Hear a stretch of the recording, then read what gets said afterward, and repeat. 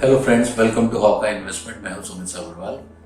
आज जिस टॉपिक पे हम बात करने वाले हैं, ये टॉपिक कंप्लेंट से रिलेटेड है। इंश्योरेंस इंडस्ट्री के अंदर अगर आप लाइफ इंश्योरेंस, हेल्थ इंश्योरेंस या जनरल इंश्योरेंस की किसी भी पॉलिसी में कुछ डिससेटिस्फाइड है और आप कंप्लेंट करना चाहते हैं, तो आज इस वीडियो के थ्रू आपको ये समझ में आएगा कि कंप्लेंट करने का क्या विकल्प आपके पास अवेलेबल है और कंप्लेंट्स का प्रोसेस क्या है और वो प्रोसेस कैसे चलता है और आप उस प्रोसेस को फॉलो करके किस तरह जो है अपनी कंप्लेंट का रेजोल्यूशन कंपनी से ले सकते हैं। तो चलिए हम शुरू करते हैं। सो कंप्लेंट लॉक करने का प्रोसेस क्या है? तो सबसे पहले कंप्लेंट लॉक करने के कई ऑप्शंस आपके पास अवेलेबल है। पहला ऑप्शन है टोल फ्री नंबर। आप इंश्योरेंस कंपनी के टोल फ्री नंबर पे कॉल करके अपना कंप्लेंट जो है वो लॉक करा सकते हैं। प्लीज इंश्योर करिएगा कि जब आप टोल फ्री पे कॉल कर रहे हैं तो आप अपने रजिस्टर्ड मोबाइल नंबर से कॉल करिए, सो दैट कि वहाँ पे आपको वेरिफिकेशन करने में और प्लस कंप्लेंट दर्ज कराने में दिक्कत नहीं है। नंबर 1। नंबर 2, अगर टोल फ्री पे आप कॉल नहीं कर पा रहे हैं या कनेक्ट नहीं हो रहा है तो आप जो है वो उनकी ईमेल आईडी पर मेल कर सकते हैं। ये ईमेल आईडी, ये टोल फ्री नंबर जो है वो पॉलिसी पैक के अंदर जो है कंपनी ने दिया हुआ होता है। तो अगर आप पॉलिसी पैक खोल के देखेंगे तो वहाँ पे कंप्लेंट से रिलेटेड जो है वो पूरा मेंशन किया होता है कि भाई आप कंपनी से अपनी शिकायत कैसे दर्ज करा सकते हैं, ये टोल फ्री नंबर है, इस ईमेल आईडी पे आप मेल कर सकते हैं। तो वो सारा वहाँ पे मेंशन है। हाँ, ये ध्यान रखिएगा कि जब आप ईमेल करें तो आप रजिस्टर्ड ईमेल आईडी से ईमेल करिए। रजिस्टर्ड का मतलब ये कि जब पॉलिसी लेते हुए आपने फॉर्म में जो अपना ईमेल आईडी दिया था वो ईमेल आईडी जो है आप कंपनी के रिकॉर्ड में दर्ज है। तो अगर आप ईमेल उस ईमेल आईडी से भेजेंगे तो कंपनी को ये पता लग जाएगा कि ये रजिस्टर्ड ईमेल आईडी है, तो ये पॉलिसी होल्डर की तरफ से जो है वो कंप्लेंट आया है और वो उस पर उसी के अकॉर्डिंग काम करेंगे। नंबर 2। नंबर 3, अगर आप ईमेल नहीं भेज पा रहे हैं या फिर आपके घर के आसपास कोई ब्रांच है और आप ब्रांच में जाके अपना रिटर्न लेटर देना चाहते हैं, कंप्लेंट दर्ज कराना चाहते हैं, तो आप ब्रांच में जाके अपना कंप्लेंट लेटर जो है वो वहाँ पे दे सकते हैं। बट इंश्योर करिए कि जब आप ब्रांच में जाएं और आप लेटर दें तो वहाँ आप उनसे रिसीविंग लेना मत भूलिए। ये एक्नॉलेजमेंट, ये प्रूफ है कि आपने इस तारीख को कितने बजे जो है वो कंपनी के साथ अपनी जो शिकायत है वो दर्ज करें। तो अभी तक हमें ये समझ में आ गया कि हम जो है अपनी शिकायत किस तरह से कंपनी के साथ दर्ज करा सकते हैं। अब हम आगे देखेंगे कि कंप्लेंट रेजोल्यूशन यानी कि कंप्लेंट रिजॉल्व करने का प्रोसेस क्या है। तो IRDAI यानी कि insurance regulatory development authority of India, I am sure आपने नाम सुना होगा। तो जिस तरह RBI जो है वो सारे बैंक्स को गवर्न करती है, सिमिलरली IRDAI जो है वो सारी इंश्योरेंस कंपनीज को गवर्न करता है। सो ये गवर्नमेंट बॉडी है जो कि डिफाइन करती है कि भी सारी इंश्योरेंस कंपनीज जो है वो तय गाइडलाइन के अंडर जो है वो काम करें। तो IRDAI ने जो है वो कस्टमर्स के लिए पॉलिसी होल्डर प्रोटेक्शन गाइडलाइंस निकाली है और सारी इंश्योरेंस कंपनीज के लिए ये लाजमी है कि वो उस गाइडलाइंस को फॉलो करें और उन गाइडलाइंस के अंदर जो है वो पॉलिसी होल्डर्स के जो राइट्स हैं उनको प्रोटेक्ट करें। तो उन राइट्स के तहत IRDAI ने ये डिफाइन किया हुआ है अपनी गाइडलाइंस में कि कस्टमर कंप्लेंट को एक्नॉलेज करने का कंपनी के पास 3 दिन का टाइम है।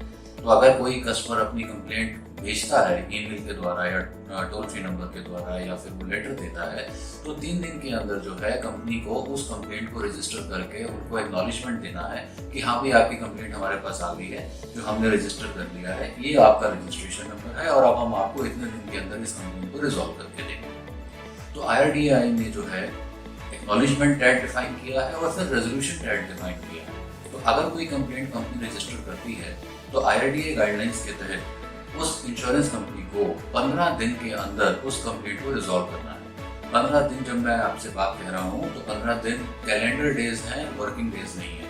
कैलेंडर और वर्किंग में फर्क ये है कि अगर हम 15 दिन लेते हैं तो उसमें शनिवार इतवार जो है वो इंक्लूडेड होता है। तो जब हम वर्किंग डे बोलते हैं तो वर्किंग डे के अंदर सैटरडे संडे काउंट नहीं होता क्योंकि वो नॉन वर्किंग डे माना जाता है।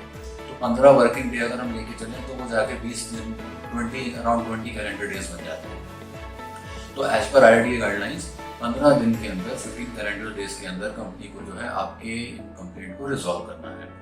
तो इस प्रोसेस के तहत जब आपकी कंप्लेंट रजिस्टर होगी तो ये कंप्लेंट असाइन होती है कंप्लेंट सेल को। कंप्लेंट सेल जो है वो हेड ऑफिस के अंदर होता है। तो कंप्लेंट्स डिपार्टमेंट में किसी एक एग्जीक्यूटिव को ये कंप्लेंट असाइन होगी। जो एग्जीक्यूटिव जो है वो आपकी सिस्टम में आपकी पॉलिसी देखेगा कि ये पॉलिसी कब इशू हुई, आपने एप्लीकेशन फॉर्म साइन किया या नहीं किया, आपके सिग्नेचर्स मैच हो रहे हैं आईडी प्रूफ से या नहीं हो रहे, आपको वेलकम कॉल किया तो आपने उस कॉल पे कोई कंसर्न रेज किया या नहीं किया। तो वो अपने पूरे चेक्स करेंगे और फिर ये देखेंगे कि आप जो एलिगेशंस या जो आपका डिससेटिस्फेक्शन है तो उसके अराउंड वो देखेंगे कि क्या भाई कहीं पे आपने इस चीज़ को पहले भी हाईलाइट किया है किसी कॉन्वर्सेशन में या नहीं। उसके बाद जो है अगर ज़रूरत पड़ेगी तो वो जो एग्जीक्यूटिव है कंप्लेंट सेल का वो आपको कॉल करेंगे और कॉल करके जो है उस आपसे जो है डिटेल में बात करेंगे और समझना चाहेंगे कि आपका इशू क्या है और आप क्या रेजोल्यूशन कंपनी से एक्सपेक्ट कर रहे हैं। पैरेलली जो आपका जो इशू होगा, तो अगर वो इशू सेल्स से रिलेटेड है तो जो कंप्लेंट सेल है वो सेल्स डिपार्टमेंट में आपको जिसने पॉलिसी बेची है उनसे बात करेगा कि भाई आपके क्लाइंट का ऐसे ऐसे कंसर्न आया है, तो आप जो है तो वो भी जो है आपसे बात करेंगे कि भाई ऐसा क्या इशू हो गया, राइट। तो मैं I will not go in that detail कि भाई कंप्लेंट का टाइप क्या है, उसमें क्या है, बट जो प्रोसेस है वो ये है कि कंप्लेंट सेल जो है वो आपसे बात करेगा और वो पैरेलली जिस डिपार्टमेंट के अगेंस्ट कंप्लेंट है उस डिपार्टमेंट से बात करेगा, तो वो डिपार्टमेंट जो है वो आपसे जो है इन टच में आएगा सो दैट कि वो आपकी कंप्लेंट को रिजॉल्व कर सके। बट चाहे कुछ भी हो, इंटरनली कोई भी प्रोसेस हो, कंप्लेंट सेल को आपकी कंप्लेंट को 15 दिन के अंदर रिजॉल्व करना है। अब अगर 15 दिन के अंदर आपके पास रेजोल्यूशन नहीं आता या जो रेजोल्यूशन आता है आप उस रेजोल्यूशन से सेटिस्फाइड नहीं है, आपको लगता है कि इस कंप्लेंट पे ढंग से काम नहीं हुआ, तो यहीं पे चीजें खत्म नहीं हो जाती। आपके पास विकल्प है इस कंप्लेंट को आगे ले जाने का। तो कंपनी के अंदर जो है अब इस लेट से आपको रेजोल्यूशन पसंद नहीं आया, तो अब आप जो है अपनी कंप्लेंट को जीआरओ यानी कि ग्रीवियंस रिड्रेसल ऑफिसर तक ले जा सकते हैं। अब ये जीआरओ कौन है? तो एज पर आईआरडीए गाइडलाइंस ये इंश्योरेंस कंपनी के लिए मैंडेटरी है कि वो हर ब्रांच के अंदर एक सीनियर ब्रांच हेड या ब्रांच लेवल के एम्प्लॉय को जो है वो जीआरओ असाइन करें, मतलब उनको जीआरओ बनाए। तो अगर आपके नियरेस्ट ब्रांच है और अगर आप वहाँ जा सकते हैं तो आप वहाँ जाके आप बोल सकते हैं कि मुझे यहाँ पे ग्रीवियंस रिड्रेसल ऑफिसर से मिलना है और आप उनसे जो है फेस टू फेस बैठ के अपनी कंप्लेंट डिस्कस कर सकते हैं। अगर ये फिजिबल नहीं है, आप नहीं जा सकते, तो आप उस रेजोल्यूशन के साथ अपने जीआरओ को ईमेल कर सकते हैं। ये ईमेल आईडी जो ग्रीवियंस रिड्रेसल ऑफिसर का है वो आपको आपके पॉलिसी पैक में मिल जाएगा। नहीं तो आप वेबसाइट पे जाके अगर आप सिर्फ सर्च में जीआरओ डालेंगे उस वेबसाइट के अंदर ग्रीवियंस रिड्रेसल ऑफिसर, तो उनके होम पेज पे ही नीचे आपको जो है जीआरओ का डिटेल्स मिल जाएंगे कि किस ईमेल आईडी या किस फोन नंबर पे आप ग्रीवियंस रिड्रेसल ऑफिसर से बात कर सकते हैं। तो ग्रीवियंस रिड्रेसल ऑफिसर को जब आप मेल भेजेंगे then he is also responsible to ensure that he resolves your complaint. मतलब कि उनका पूरा दायित्व है और उनकी रिस्पांसिबिलिटी है कि वो आपकी कंप्लेंट को देखें, समझें और इंश्योर करें कि जो रेजोल्यूशन उन्होंने दिया है या नीचे से आया है वो रेजोल्यूशन एज पर प्रोसेस है, एज पर गाइडलाइंस है। अगर वो नहीं है और आपको लगता है कि जीआरओ भी आपको सेम रेजोल्यूशन दे रहे हैं जिससे आप सेटिस्फाइड नहीं है और आपको लगता है कि आपके केस में मेरिट है बट वही सुनवाई नहीं हो रही, तो आप जो है इसको आगे आईआरडीए तक ले जा सकते हैं। प्लीज अंडरस्टैंड करिए, आप आईआरडीए के साइट पे जाके उनका एक आईजीएमएस सिस्टम है, इंटीग्रेटेड ग्रीवियंस मैकेनिज्म बोलते हैं हम इसको। तो आप जो है इंटीग्रेटेड ग्रीवियंस मैकेनिज्म सिस्टम जो है आप वहाँ पे जाके आप उसके अंदर अपनी शिकायत दर्ज करा सकते हैं। Sorry, I said IGMS is integrated grievance management system. तो आईजीएमएस ये इसका फुल फॉर्म है। तो आप इसमें जाके अपना कंप्लेंट जो है लॉक करेंगे। अब ये जो आईआरडीआई का सिस्टम है ये सारी इंश्योरेंस कंपनीज के साथ इंटीग्रेटेड है। मतलब जैसे ही आप यहाँ पे आईआरडीए में कंप्लेंट लॉक कराएंगे वो कंप्लेंट सीधी जो है वो कंपनीज के सिस्टम में जाएगी और वहाँ पे जीआरओ के पास कि भाई आईआरडीए से ये कंप्लेंट आया है। तो आईआरडीए जो है वो कंपनी से पूछेगा कि इसके अंदर कि भाई ये आपके क्लाइंट ने हमारे यहाँ पे कंप्लेंट लॉक किया है, तो आप हमें ये बताइए कि इस केस के अंदर आपने इस केस के अंदर क्या एक्शन लिया और आपका क्या रेजोल्यूशन है। तो जीआरओ जो है कंपनी का उसकी रिस्पॉन्सिबिलिटी बनती है कि वो उस सिस्टम में जाके अपडेट करें कि भाई क्या कंप्लेंट थी, उस कंप्लेंट के अंदर आपके क्या एलिगेशंस थे, उन एलिगेशंस के अगेंस्ट कंपनी का क्या रिस्पॉन्स था और जो रिस्पॉन्स उन्होंने दिया वो किस बेसिस पे दिया। तो वो सारे प्रूफ के साथ जो है वो आईआरडीए को जवाब देंगे कि उन्होंने किस बेसिस पे आपकी कंप्लेंट को डिक्लाइन किया है।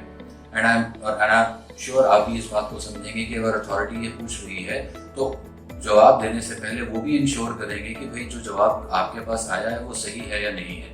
क्योंकि अगर वो सही नहीं होगा तो अथॉरिटी को गलत जवाब देना उनके लिए भारी भी पड़ सकता है। तो आपके पास ये विकल्प है। तो अगर आप कंप्लेंट करना चाहते हैं तो कैसे कंप्लेंट करें वो आपको समझ में आ गया।